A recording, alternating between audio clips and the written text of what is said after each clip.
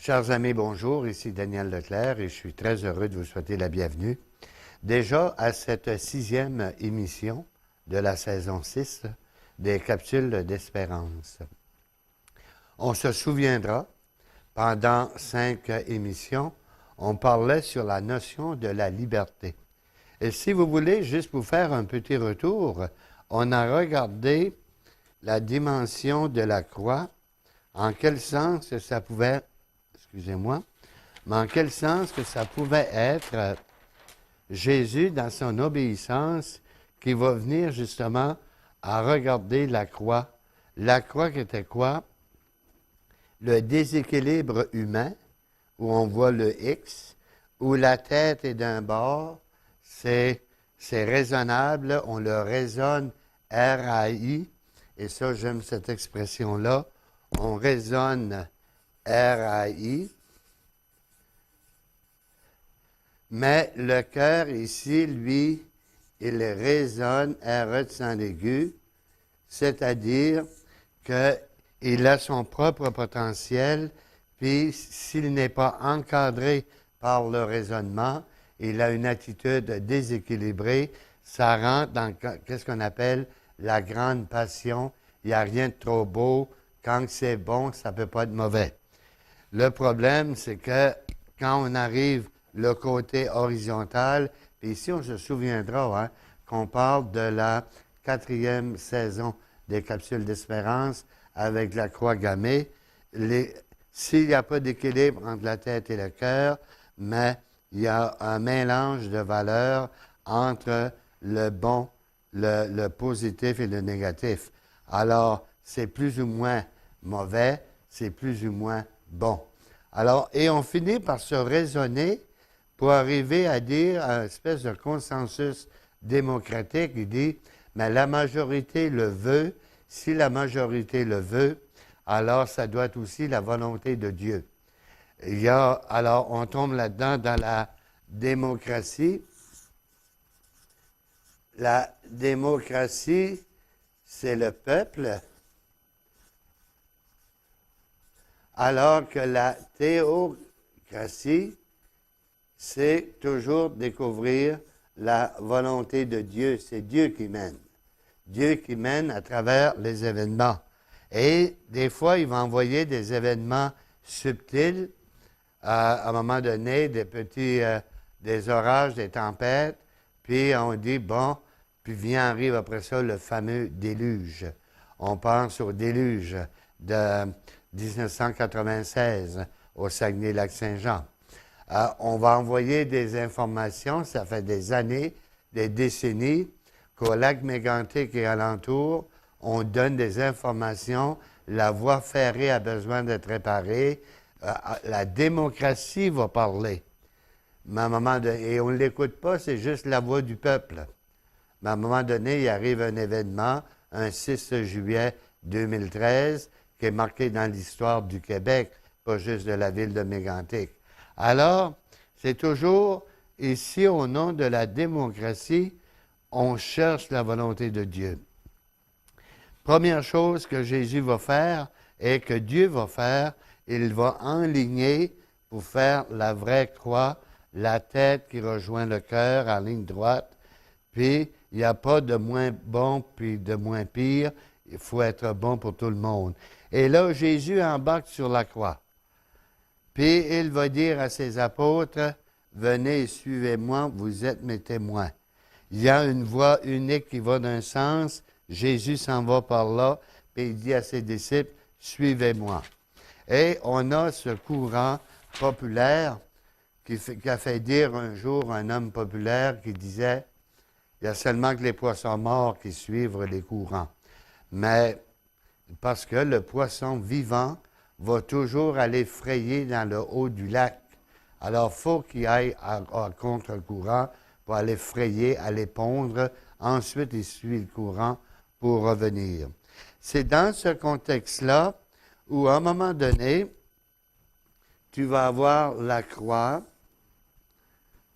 de Jésus, et que tu vas avoir la personne de Jésus, et ici, il est cloué ici, et il est cloué là. La croix peut devenir une philosophie. Une philosophie qui tend à faire que la tête soit en lien avec le cœur et en ligne droite parce qu'on a toujours nos héros et on a nos zéros. On se situe, il y a toujours dans cet équilibre-là, et c'est là que va arriver, juste devant ce phénomène-là, la croix devient une philosophie, le crucifix va devenir une expérience.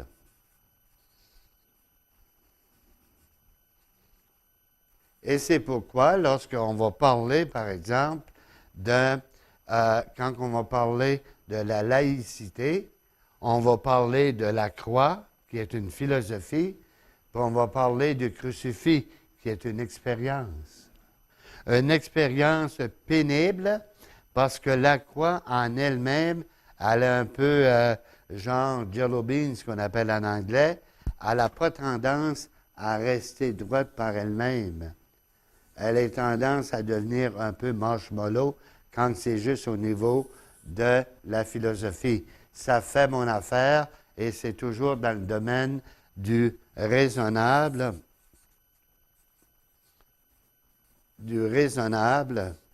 Et il faut toujours en avoir fait une démonstration. La foi n'est pas raisonnable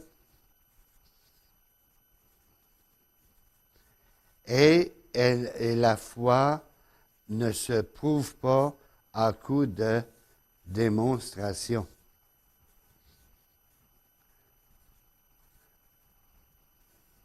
Elle se vit dans le présent. La foi, c'est nécessairement une expérience, mais une expérience qui se vit au présent. Alors, dans quelqu'un, parce qu'il y a eu tout un courant de vie contemplative, la vie monastique, où on mettait la croix, et toute la communauté méditait sur la croix. Quel est mon effort pour que ma tête reste en lien avec mon cœur, la tête-cœur, puis rester en équilibre. Parce que dans l'équilibre ici, c'est le faire, mais dans le domaine de la foi ici, c'est l'être. Et ce que je suis est difficilement exprimable par des mots, M-O-T-S. Je vais essayer de l'exprimer à travers ce que je fais, à travers mes engagements, à travers mes soucis. À l'automne 2015, il y a eu des élections. Il y a eu une longue campagne et je me souviens d'une discussion qu'on avait eue. La campagne a été tellement longue qu'on ne sait plus sur quoi baser une décision sensée pour l'élection qui vient. Mais c'est le mélange entre le être, qui est la tête qui est en lien avec le cœur, et le faire, c'est faire cet équilibre autour de nous. D'ailleurs, on a toujours vu, je me suis toujours posé la question, comment une relation sexuelle amoureuse, on pouvait dire faire l'amour, c'est que la personne se sent en équilibre ici entre la tête et son cœur, elle sent la réciprocité chez l'autre, unité, l'équilibre entre la tête et le cœur, on décide de célébrer, d'équilibrer cet amour-là dans un être ferme. C'est là où on arrive ici, parce qu'on va en parler, quand on parle de Jésus, on parle nécessairement de Jésus qui est au cœur de cette expérience. ça va être la liberté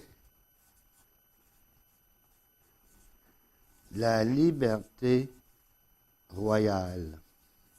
Pourquoi? Dans le thème du roi, mais dans le thème du Créateur.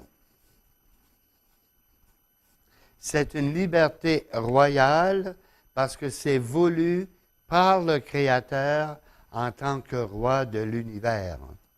Et c'est pourquoi le dernier dimanche du temps liturgique, juste avant le premier dimanche de l'Avent, il va y avoir le dimanche qu'on va appeler le Christ roi de l'univers.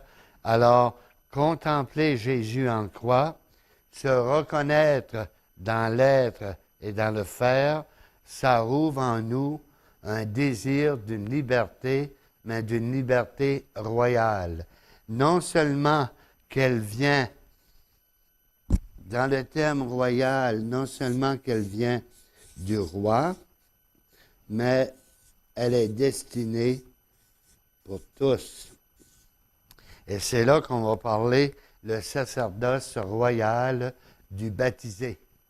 Sacerdoce dans le sens que c'est donné par Dieu, donné par le Créateur, j'ai envie de dire offert, mis à notre disposition pour être capable, et c'est pour tout le monde.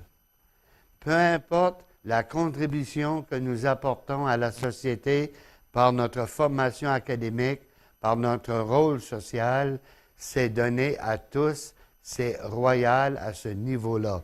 On a une liberté royale, elle est voulue par la source de la vie qu'on appelle le roi, mais elle est destinée pour tous, y compris ceux dont la raison, la démocratie peut dire, mais ils peuvent apporter quoi?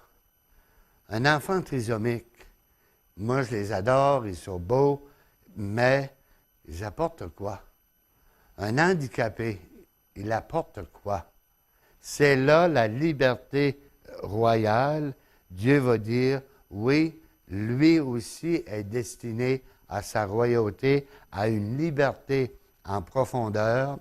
Et dans ta relation avec ton roi et maître, ton Dieu, il va t'appeler à être l'instrument sensible pour dire à cet enfant, malgré ton handicap, tu es quelqu'un. La société manquerait si tu n'étais pas là et que tu n'apportais pas ta contribution. On va dire, oui, mais la société doit payer. Ce qu'elle paye en argent, la société reçoit des valeurs inestimables par ailleurs.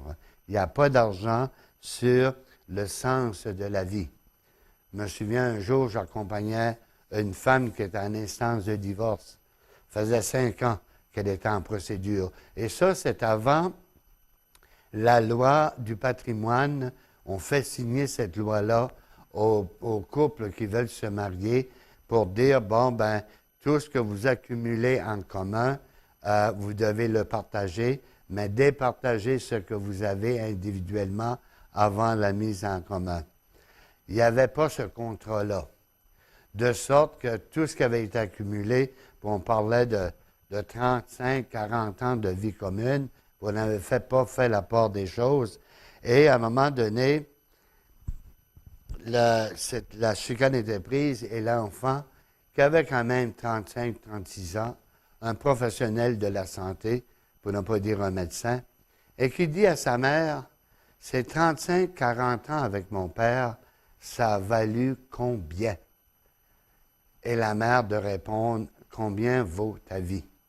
Parce que je t'ai donné la vie. Et tu me demandes de mettre un signe d'argent sur le lien avec ton père, mais je dois faire un signe d'argent sur ta propre vie. Et ça, je n'en suis pas capable. C'est un don gratuit, la liberté royale. Ça venait au plus profond de moi-même, où j'aurais été la personne la plus infidèle à moi-même, pour être capable après ça d'arriver à dire, oui, ça vaut ça. C'est pour ça que Ici, il faut avoir cette attitude. On n'essaie pas de faire la démonstration de la foi. On n'essaie pas de raisonner la foi. La foi, j'aime toujours cette image d'un enfant qui vient voir un sage, puis qu'il lui demande, donne-moi une définition de la foi.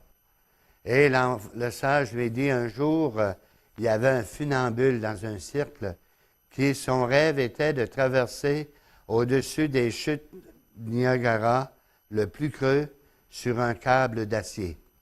Et un jour, il a réussi. Et il dit, est-ce que c'est ça la foi? Et le jeune homme dit oui, il dit pas encore. Le funambule qui marche sur un câble d'acier au-dessus du plus creux des chutes Niagara, il y a une brouette dans la main. Et il s'assure que la roue de la vie tourne sur le câble de l'existence. Il dit, est-ce que c'est ça la foi? Et l'enfant dit oui, il dit pas encore. Finalement, il dit, le funambule sur le câble avec sa brouette, il y a un enfant assis dans sa brouette qui a le dos tourné vers lui et qui regarde en avant. Et il dit, est-ce que c'est ça la foi? Et l'enfant hésite un peu, puis il dit oui. Et il dit oui, la foi c'est ça, si l'enfant c'est toi. Il n'y a pas de cours universitaire qui est capable de nous donner la foi. Les meilleurs cours en théologie, c'est pour encadrer l'expérience de la foi, pour être capable de la nommer à partir de la philosophie et ses auteurs, à partir de la spiritualité et ses auteurs. Mais la véritable expérience de la foi, elle est une expérience unique. Je pense à mon ami qui a sauté, a fait son premier saut en parachute. Une expérience, je ne vivrai jamais, je n'ai pas la santé pour ça. Moi, dès que je lâche l'avion, le cœur arrête là, puis il ne me ramènera pas en bas, c'est pas vrai. Mais ça, ce n'est pas mon expérience, c'est la sienne. S'il prend le recul pour être capable de voir tout ce qu'il a vécu, puis là, il passe ça par la réflexion, puis il passe ça par la pensée logique, quelle belle leçon de vie qu'il en retire. Mais une leçon de vie peut s'inspirer d'une spiritualité, mais ce n'est jamais la spiritualité à l'état pur.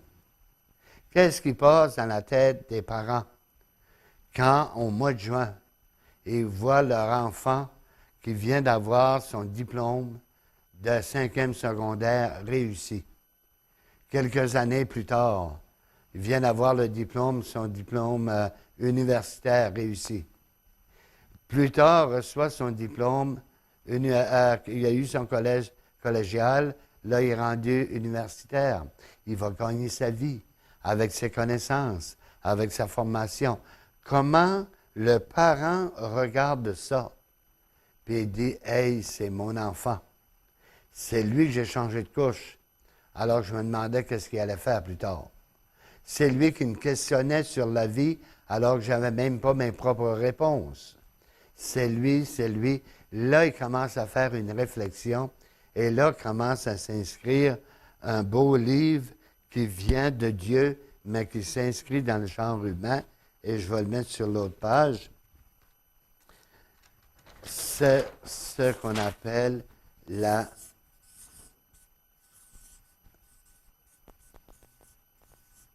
sagesse. La sagesse va découler d'une vraie liberté. Une liberté, j'ai envie de dire, une expérience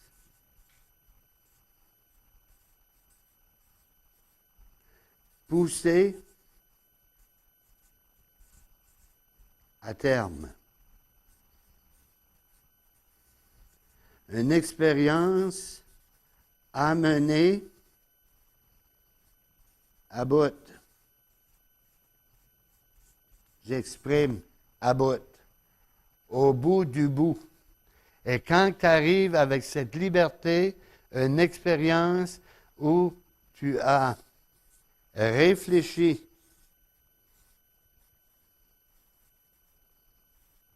Tu as médité. Tu as prié. Tu as pleuré. Tout ça fait partie de la foi qui est en train de devenir sagesse.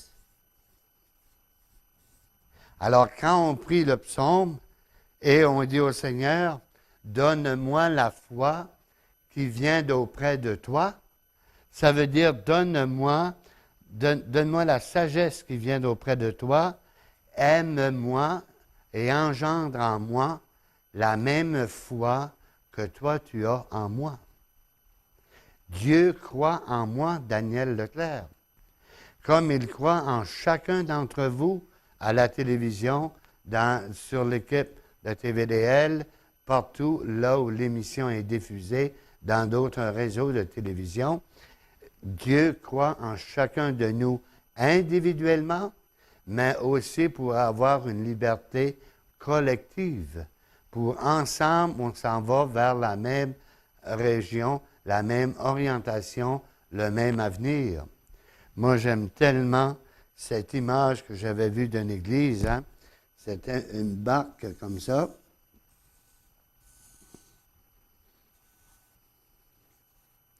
Mais il y en a un qui est ici, qui regarde par là,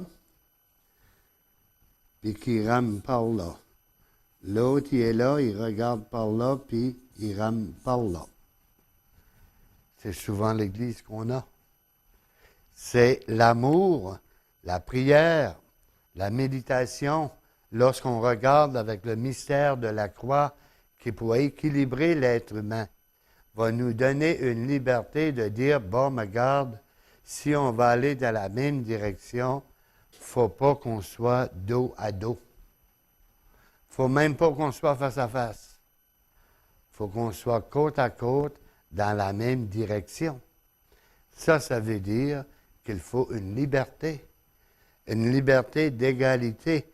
Être côte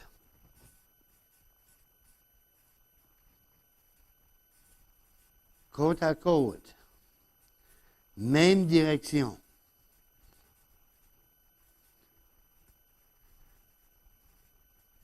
Mais ici, le côte à côte, il y a une référence biblique ici.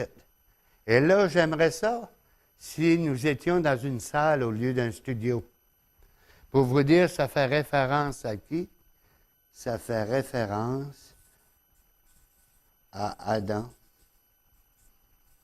et Ève. Où l'un est pris avec un morceau de chair du côté de l'autre pour être côte à côte, égaux, pour aller dans une même orientation. Commencez-vous à voir que dans l'expérience de la croix, où Jésus veut orienter l'équilibre humain, où la tête rejoint le cœur pour être bon pour tout le monde, mais il est en train de reprendre ce qui a été perdu avec Adam et Ève, qui ont dit, OK, on a été fait côte à côte, là, on ne sera pas côte à côte longtemps. On fait des choix, c'est qu'on reprend dans la croix du Christ la liberté qu'Adam et Ève ont fait au début, celle de dire, là, Dieu avait un beau projet, là, on est bien mieux que ça, nous autres, va de ton bord, puis je vais aller du mien. Après ça, quand on se rencontrera, on mettra des choses en commun. Alors que Dieu nous veut ensemble. Puis c'est là qu'il va aboutir, quand on vient regarder toute cette sagesse-là, mais il y a une dimension qui devient importante, et c'est quoi ce qu'on va appeler la vie consacrée. C'est-à-dire, ça va être des vierges. Ça va être des vierges consacrées.